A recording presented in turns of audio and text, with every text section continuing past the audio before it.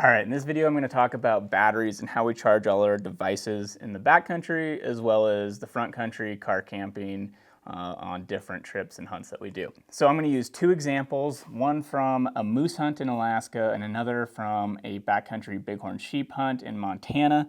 Those are my two most recent trips, so it's on top of mind, and what I used on each of those hunts. So in Alaska, we brought all three of these batteries, and then Kara also had another one of these batteries with her. So on that trip, we were there for 7 days, and we flew into a lake, so weight wasn't of the utmost importance, but we were trying to stay relatively lightweight. We weren't going to fly in a generator or a giant battery, so this is what we took. So the first one was the 12 volt, 23 amp hour Dakota Lithium, and we ran our phones, our headlamps, a lantern for the tent, a Zoleo, an InReach, and all the camera and GoPro batteries off of this guy for 7 days, and we never ran out. We never ended up going to the backup of the 10 amp hour battery. So we were planning on being in there for 10 days, and we never ran out during the 7 days we used this battery. So I was pretty impressed with that. As far as the 10 amp hour, I like to bring this on longer trips. If it is going to be a backpacking trip, and I know I'm going to be in there for 5 days or something, especially if I'm just backpacking into a base camp, it's heavy on the way in. But again, these things are significantly lighter than lead acid batteries. So this, while it's a little bulky for battery, like if I'm charging camera batteries, like if I got to charge camera, phone, headlamp, Zoleo, all of those things, this is worth it to me to bring in for a 5-day trip, 5 or more day trip backpacking. But for less than that, or if I'm not charging camera batteries, for example, on the bighorn sheep hunt where I just brought my phone, no cameras, I was only charging phone, headlamp, and the Zoleo, that was just this guy. This Anker 26,800 milliamp hour, and I don't really understand the units, so don't ask me about that.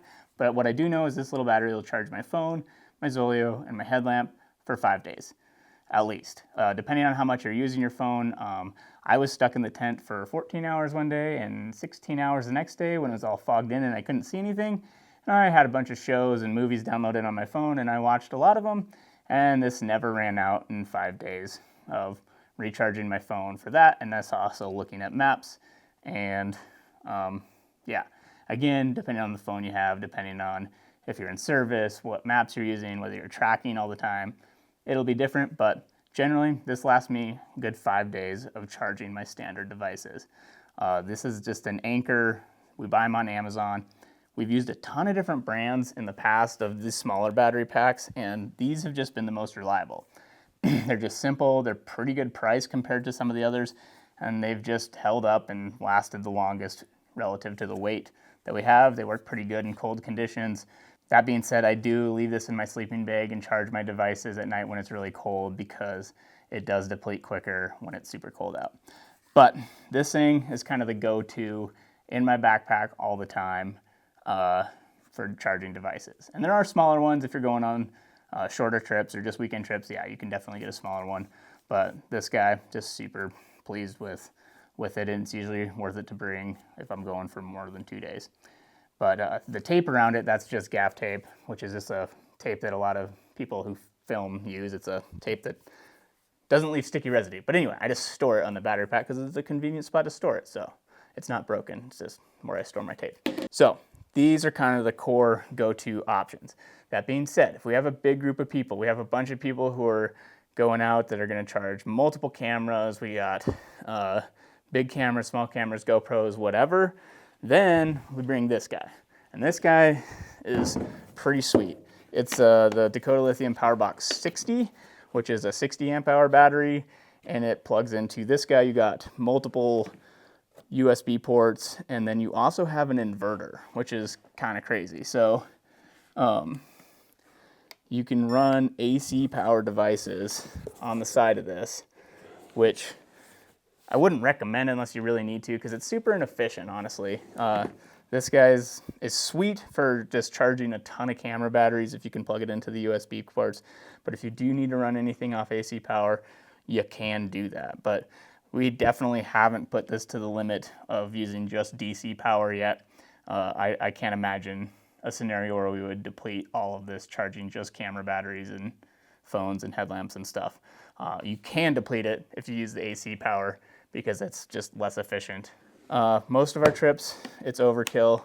Car camping, absolutely worth it. We used to use solar panels more, and we still use them occasionally, and it's pretty handy to opportunistically charge stuff. But what I found is it's tough to rely on the sun to charge your equipment.